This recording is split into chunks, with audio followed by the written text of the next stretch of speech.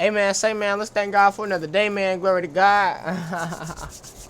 Hey, look, we got it crazy when we got a day, fellas.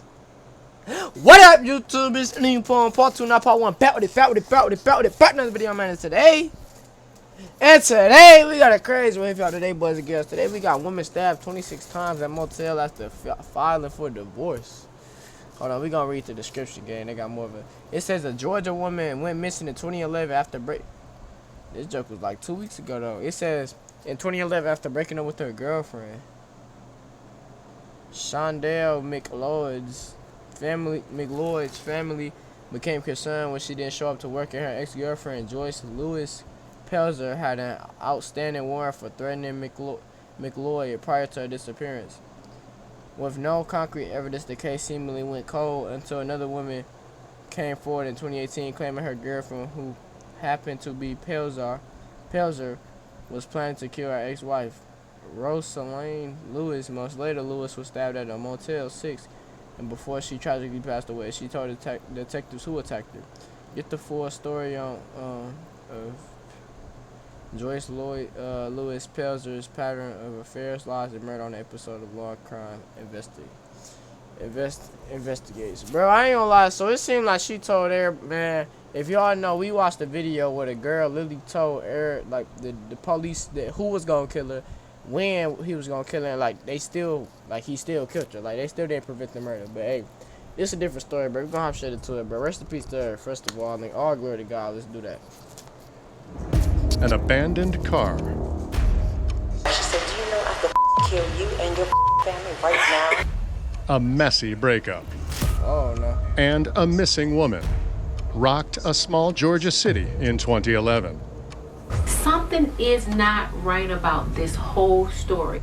Until 7 years later, when police receive a harrowing 911 call. She bleeding real bad. Somebody stabbed her. I was in room 214 with her screaming. The broad one right by me with the knife and everything. Are you Soaked in blood, that's not mine? Yes.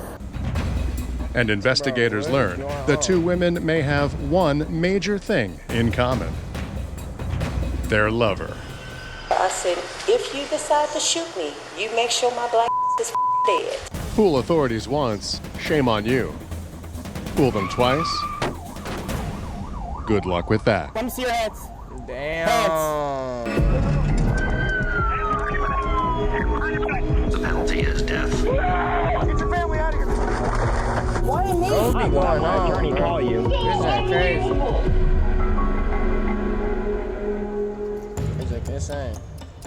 In December 2018, police officers in DeKalb County, Georgia, receive a tip from a woman who claims her girlfriend is planning to murder her estranged wife. Okay. Then, just a few days later, police receive another call. Well, they got the data center going on. Somebody immediately officer is walking on the back side. We're sending someone. A man at a Motel 6 in Conyers, Georgia, sees a woman leaving room 114 with blood on her hands. One lady's walking back to the wood, and she's making turns. Witnesses track the assailant and her vehicle as far as their eyes can see to give officers a head start on what they can only assume will be a manhunt. Which way is pulling out? To the left. Okay, that's a lady. It's a black Nissan. I cannot see the tag. It's a black car. Black Nissan. Meanwhile, other guests rush to aid the victim, who has fallen over the threshold of her motel room. She's covered in blood and barely able to speak. She was bleeding real bad. Okay. Somebody stabbed her. Where is she bleeding from? I think from the chair. Ah, no. Police and rescue dispatched to the motel, hoping to get there in time to save her. Okay, where is she?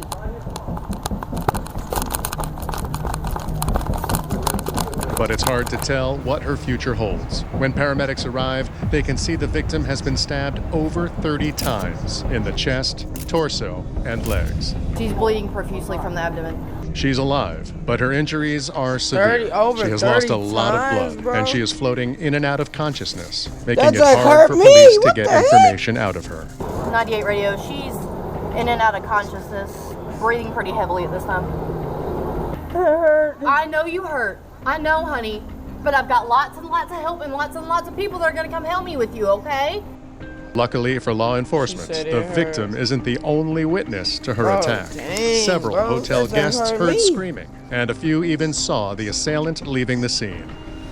I was in room 214 with a friend of mine. I heard her screaming. We come down, and I asked the lady before she was really going out, I said, "Is this your dog?" She said, "No." I said, "Does it belong to the lady that hurt you?" She said, "Yes." It has R.I.P tags and everything that could probably trace her or whatnot. I don't know. Okay. We got the car. Okay. According to passersby, the attacker didn't try to conceal her identity. She was wearing a hat, but left her face uncovered. I heard her say she tried to kill me. When she said that, the broad walked right by me. But I'm tripping because she still got the knife out. You got baby girl in the room. So. Right. When I first heard the screams, you know, if you're in a motel, you're thinking sex. That's what I thought because they weren't that loud. And I heard the thump thump. Then they were getting louder and I heard the dog. But I heard the dog and I knew it was coming from the room. So I caught the dog and I come back to her. She was kind of in and out of consciousness. I said, "Ma'am, what's your name?" She said, "Roz." Roz, listen to me. You've got to hold still for me, okay, sweetie, until I can get some help here, okay? Even with so many stab wounds to the chest, the woman is determined to share two crucial pieces of information with police. Her name, Rosalind Lewis, and the name of her attacker. Who did this? Joyce. Joyce? Yeah. Okay. Do you know Joyce's last name? Pelzer? 42-year-old Joyce Marie Pelzer. Bro.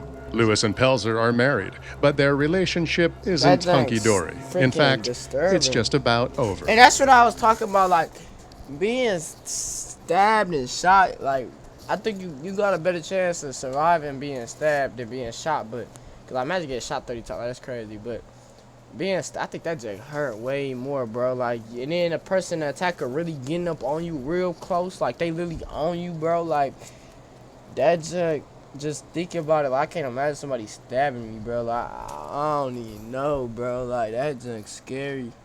I ain't gonna lie. That's why we all gotta get right with Jesus, bro.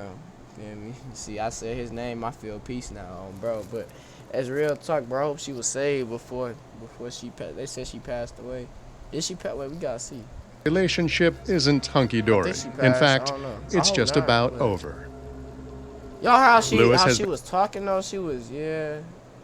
Something like that's like, bro. Stab wounds to the chest. The woman is determined to share two crucial pieces of information with police. Her name, Rosalind Lewis, and the name of her attacker. Who did this? Joyce. Joyce? Yeah. Okay. Do you know Joyce's last name? Pelzer? 42-year-old Joyce Marie Pelzer. Lewis and Pelzer are married, but their relationship isn't hunky-dory. In fact, it's just about over. Lewis has been staying at the Motel 6 after leaving the allegedly abusive relationship and has apparently had a restraining order against Pelzer for months. When my team pitched the idea, I thought The cops finna get on her, get on her. Oh, bro.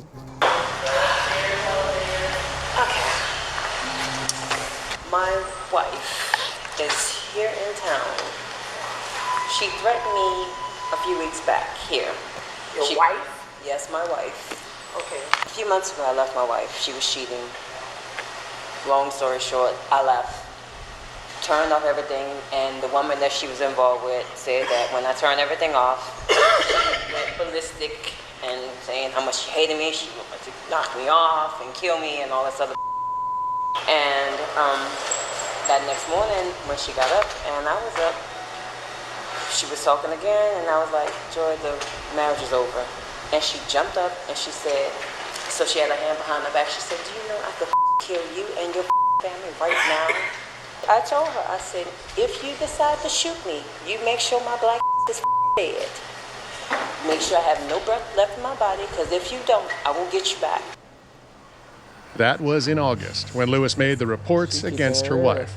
And the other woman Pelzer was allegedly involved with, who cautioned Lewis about how angry Pelzer was? She's the same woman who called police just days before the stabbing, warning them of Pelzer's alleged plans to kill Rosalind Lewis. Are you Soaked in blood that's not mine? Yes. I don't know how bad it is. It doesn't, from here visually, I don't see a whole lot. Just on my like lower half, and she was grabbing my arms, just soaked in blood. Okay. She was just, she was terrified of it. Sure. I mean, I'd be terrified too. As time passes, the likelihood that Lewis will survive the attack only decreases. Paramedics rush her to a nearby hospital, but her injuries are too severe. 47-year-old Rosalind Lewis dies on December 10, 2018. But Lewis held true to the promise she made to Pelzer. Until there was no breath left in her body, she would get Pelzer back. And she did, by making sure everyone knew who did this to her. Roz, I need you to keep breathing for me, okay? You said it's Joyce? Yes. Do you know Joyce's last name? Pelzer? I've got a Joyce Pelzer, P-L-Z-R. I don't have a date of birth. I don't know who registered here. So is it Joyce? They say the suspect is Joyce, apparently. With a name from the victim, a physical description from witnesses, and the make and color of the getaway vehicle, the search for Lewis's killer is already well underway. Largely thanks to Motel security footage that captured nearly every moment before and after the attack. On December 8th, just 2 days before the attack, it appears Joyce Pelzer checked into her own room. There is more than an hour of footage showing Pelzer standing in the lobby, walking the first-floor breezeway, and driving her black Nissan through the motel parking lot, over and over again. That is her. Just after 10 a.m. on the day of the attack, Rosalind Lewis can be seen pulling up to the motel in her black Toyota Camry, a different vehicle than the one Pelzer is seen driving. Right. Lewis Man, puts the car in park, cars, then gets out. She doesn't know it yet, but this is one of the last times she'll ever be seen by anyone outside the motel. That's crazy. Then, around 10:34 a.m., motel guests hear screaming coming from room 114. Security cameras capture motel guests approaching the room. Just 1 minute later, at 10:35 a.m., Pelzer, in her black hat and gray jacket, can be seen exiting room 114. Lewis is still inside. That's when Pelzer makes a beeline for the parking lot, leaving a trail of blood behind her. Seconds later, Lewis falls onto the threshold, and the dog one witness described can be seen chasing Pelzer down the sidewalk. That's crazy. As Lewis tries to save her own life, Pelzer gets into her vehicle and speeds out of the parking lot. Security cameras capture her making a right turn onto the highway as a brave witness follows her, dials 911, and reports everything he sees to the dispatch. That we're not playing. Shortly See, that's after why you 911 is need called. some people like that on your team. They gonna chase them. They gonna dang near sacrifice their life to get the, you feel me? Black Nissan. Eyes on it, black Nissan on the highway on front of them. Great, you need, hey, them people on, bro. They gonna step for you every time. Police officers locate a vehicle matching the description of Pelzer's Nissan, leaving the area where the stabbing took place. There are 2 black female passengers inside, and police assume they have their suspect in arm's reach. Okay. It is occupied by a female. Hey, let me see your hands. I'm gonna take one person out of the vehicle at each time. I'll lock the door. All right, put your hands in the air. Hands in the air. Turn around. Okay, step back here. Keep your hands up, guys. She said, I'm just a Uber driver. Okay, relax. We can get it figured out in just a second.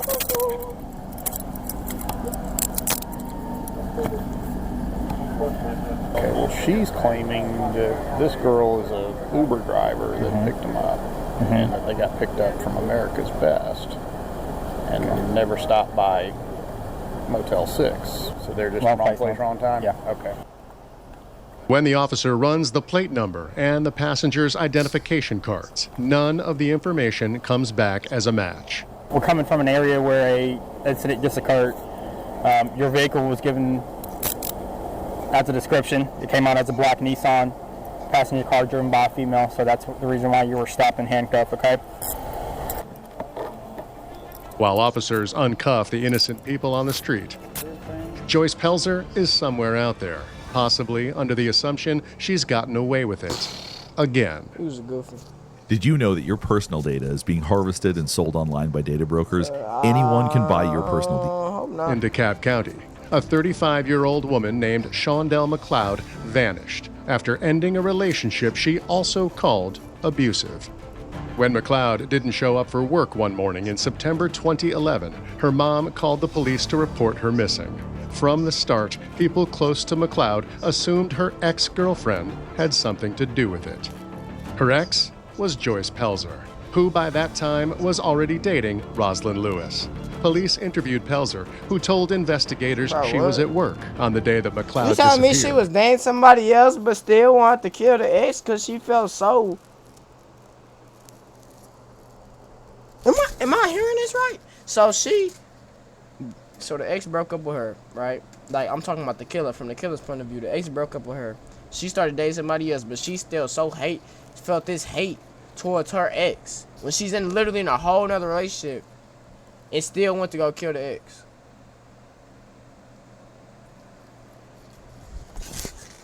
Hey, everything But that's coming according to your her way, boss, gang, you put it on Pelzer yourself. never showed up for her shift. Okay. Pelzer later claimed that she had spent the entire day with her new girlfriend, but detectives and McLeod's loved ones remained suspicious, especially considering the couple's tumultuous past. Pelzer had an outstanding warrant for her arrest after threatening McLeod with a This should show y'all right here, don't be gay. No, I'm trolling, I'm trolling, my fault. Hey, for real, though, I ain't gonna lie, the Bible do not have, you feel me? They talk about homosexuality, but I don't even matter in this case, bro. I mean, a woman just lost her life. That's crazy, yeah. Pelzer had an outstanding warrant for her arrest after threatening McLeod with a knife in July 2011, about 2 months before McLeod vanished. Then, in August 2011, McLeod told police that Pelzer trespassed into her home and stole her furniture. Following her disappearance, McLeod's car was found, abandoned, damaged, and covered in mud. But that was it in the way of physical evidence, and the case went cold. That is, until August 2018, when police received the tip that Joyce Pelzer had admitted to killing McLeod. Then Rosalind Lewis came into the station to make her own report, and she mentioned McLeod too. At the end of the day, I have too much other going on than to deal with some behind that I left you. Get over it at this point. Really get over it. The detective, what prompted you to call a detective in Atlanta? She has some legal issues going on in Atlanta with a missing person from some years ago. And in talking to my wife's ex-girlfriend, yeah, it is her ex-girlfriend, she told me that the detective had reached out to her and she had talked to him, and I was like, do you have his number? Because I'm like, okay, wait a minute, because I know the girl that's missing had a restraining order on Joyce. So I wanted to call him and say, hey, what steps do I need to take to get another restraining order, and this is what's going on, because I don't know what the hell happened with the woman. I have no clue. Lord knows, I hope she's okay. But at this point, I don't know, because that's been 6-7 years ago, I guess. I'm not even sure how long it's been, but it's been a minute. 3 months later, the tipster called again to report Pelzer's alleged plan to kill Rosalind Lewis. So when Lewis is found brutally stabbed just a few days later, police all over the state of Georgia are narrowing in on Joyce Marie Pelzer. And this time, they're going to find her while the case is hot. At 3:15 p.m., about 5 hours after the attack at the motel, a state trooper in Crisp County, Georgia, spots a black Nissan headed southbound on I-75. When he attempts to stop the vehicle, the driver challenges him to a high speed. You know who it is. And just when it looks like Pelzer is finally within reach, she tries to take off again. Like a damn snitch. Bitch. There's no way out now. Police have Pelzer cornered. But they quickly learn that a knife isn't her only weapon of choice. Man, try to shoot. We gon' blink. Appears to have a loaded gun. We gon' blink then. And fires the first shot in what turns into a highway stupid ass. I don't, man. Hey. Pelzer is wounded by one of the officers on scene, and despite her attempt on their lives, one officer rushes to render her aid until the ambulance arrives. You got shot by this man. This man gonna come and help you. Like, no, bro, you got yourself into a stupid ass situation.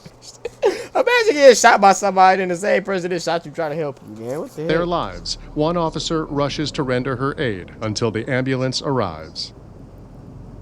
Pelzer is airlifted to a hospital in Cordele, Georgia, before being transported again to the Navicent Health Center in Macon, Georgia. It's okay, Joyce. That's where investigators meet her, hooked up to tubes and IVs. When you hear you're going to Pelzer jail. doesn't have the chance to recover in privacy. Officers wait in the hospital room with her for days, collecting blood, swabs of saliva, and photographing her injuries. Investigators have confirmed that Lewis had walked into Pelzer's motel room that morning and never walked out. Evidence found in room 114, like dog food and the camouflage jacket Pelzer is seen wearing in security footage, confirm that Joyce Pelzer was staying there. Investigators just need to know why. They also want to talk to Pelzer about another case, Shondell McLeod's disappearance 7 years earlier. But given her injuries, 2 gunshot wounds to the head and several lacerations from the vehicle crash, they'll have to wait until she's healed enough to have a conversation. A few days of recovery is all she gets before she trades her hospital gown for an orange jumpsuit. Woo! Do I sound normal? Yeah, I think so. I sound like a robot. That's okay. Why you got a tear coming down your face? Are your eyes hurting at all? Huh? Your eyes hurting at all? Hey, bro. Alright. Bro, she brought all this on herself. All of it. I don't even feel bad. I can't. She brought it all on herself. She out here killing girls because they breaking up with her because she crazy. And then, like, they said she kidnapped somebody else, like, and killed the other girl. But then she tried to hit off with the police. She sees 6 cops, and then she gonna try to shoot.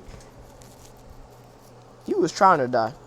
It just didn't work, gang. At that point, I don't know why you think you was gonna win. You saw 6 cops around you. Nigga, we saw 1 car here, 1 car here, it's like 3 cars, right? Say it was 2 in each car. It was 6 cops, right? And you trying to blink. Knowing they gonna shoot at, like, no, we not playing with you, bro. You crazy. Like, you brought everything on yourself. Can you see me okay? They doing what? Lewis insists she's unable to hear or see properly. But for now, the investigator isn't giving up. Huh? Do you understand where you are now? I don't know what you said. Okay.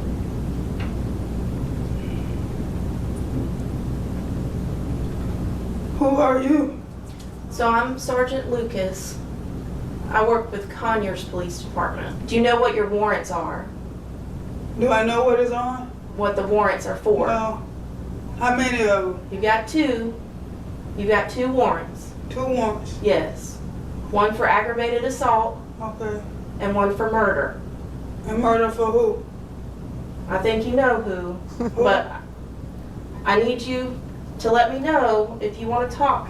Then, suddenly, Lewis's condition seems to improve, and she appears far more capable of speaking with the detective. Man, she playing crazy. I gave you time. I think I need to get an attorney. You talking about murder? I ain't killed nobody. Okay.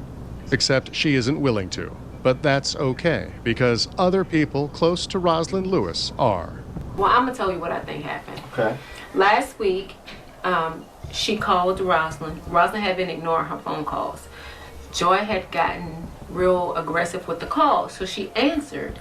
And she said, "What is it, Joy?" She said, "I'm happy. And you have you're happy and you have someone. I'm happy and I have someone." That's the only thing that I can see set Joy off, because her response to Rosalind is that I'm gonna kill both of you. And the more people they talk to in Lewis's circle, the more investigators learn about why Lewis and Pelzer would have been together at all that day. So as far as y'all were aware, she was not communicating with Joy? She should At have got a Sharp gun, Funeral a Homes, knife, something. we are honored to serve the families of Graham Blank. A gun, a knife, something. Oh, shoot, chat. Set Joy off, because her response to Rosalind is that I'm gonna kill both of you. That's crazy. And the more people they talk to in Lewis's circle, the more investigators learn about why Lewis and Pelzer would have been together at all that day. So as far as y'all were aware, she was not communicating with Joy? She was talking to Joy, but it depends on who you may ask. She would not always be open saying that she's talking to Joy. No. But we all know that. Whether it was just texting or whatever. Knowing that Lewis and Pelzer were still in contact helps investigators understand why Lewis might have gone to Motel Room 114. But maybe she didn't go just to talk. According to Lewis's new girlfriend, there might have been another reason for her to see Pelzer face to face. She was scared to death of her. And when Roz came back from New Orleans, she was in a hotel and we were talking. And she said, babe, I gotta go meet her at some point to serve her papers. I said, you don't have to serve her papers. The lawyers can do that. And she had already told me she was scared to death of her. And she told me, what the things that she's capable of doing. And I told her, I said, I don't think it's a good idea. So they trying to flip this The things she was capable of doing. Now that piques detectives' interest, because Lewis's death isn't the only case they're curious about. They want to know about Shondell McLeod's disappearance, too. Right. I said because all of the evidence, they didn't have a body, but I just questioned how someone goes missing 2 days after you file a protective order. Everyone has a theory about what happened to McLeod, and some wonder if maybe Lewis's death was somehow connected. Maybe she knew more than she let on. Why? I think, and I don't tell the family, but I think she probably knew what happened. I said that too. I think that's the only way, and that's the only person who could, Because when the girl was missing, her and Roz was together. They was together. That's exactly what Pelzer would later claim about her ex-girlfriend Shondell McLeod's 2011 disappearance. That it wasn't her who got rid of McLeod, but her then-girlfriend, Rosalind Lewis. So but Lewis's family and killed. investigators aren't buying it, especially because recently Pelzer had made a strange, sudden move, all the way from Atlanta to North Dakota. What? Why would she leave Atlanta to go to North Dakota to work?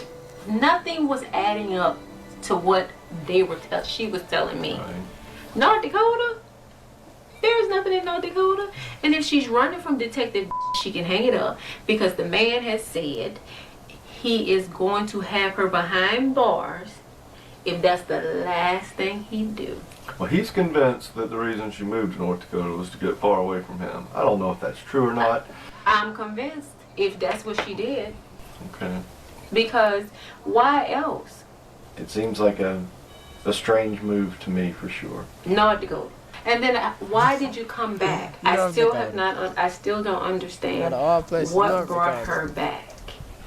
I've gotten the impression, but I'd like to hear you say it. Do you think that Joyce had something to do with the investigation that is conducting? Oh, I am willing to put my head on the chopping board. I have tried to do my own personal investigation. My mama told me to leave it alone. But it's just something, and I'm gonna be honest, I've asked Rosalind because I don't understand what's holding you there. Do you know something? Did she say something? Something is not right about this whole story. Pelzer's new girlfriend, the one who called police in August 2018 to tell them Pelzer confessed to killing McLeod, also believed that Lewis was involved in McLeod's disappearance. She told investigators that Lewis hired a hitman to kill McLeod, and Pelzer had planned the murder for months. I don't know what how she's tied to this, but I'm almost willing to bet she's tied to this. Outside of Pelzer's allegations, there's no evidence that Lewis had anything to do with McLeod's disappearance. But the deeper investigators dig into this case, the more they believe they finally have enough evidence to tie Pelzer to McLeod's case definitively. In 2021, Pelzer is sentenced to life in prison for the stabbing and murder of Rosalind Lewis. 2 years later, she returns to the courtroom for the trial related to Shondell McLeod's disappearance and death. Pelzer admits that she helped bury McLeod, but claims that it was Rosalind Lewis who orchestrated and executed her murder. At trial, Pelzer's defense states there is insufficient evidence to convict her, but a jury disagrees. On December 1st, 2023, more than a decade after McLeod vanished from her home, Joyce Marie Pelzer is found guilty on the charges of malice murder and felony murder. She's serving a life sentence and will never see the outside of a cell. No parole. So wait, she was trying to say that the girl that she killed somebody. This whole joke's so twisted. I don't know what's going on, bro. Like, these little lesbian relationships is getting crazier by the day, bro. She's mad she left it. It's crazy. No, for real. It's not for real. And killing your, not for real. I forgot that she cheated. I forgot that's the reason she broke up. Man, like,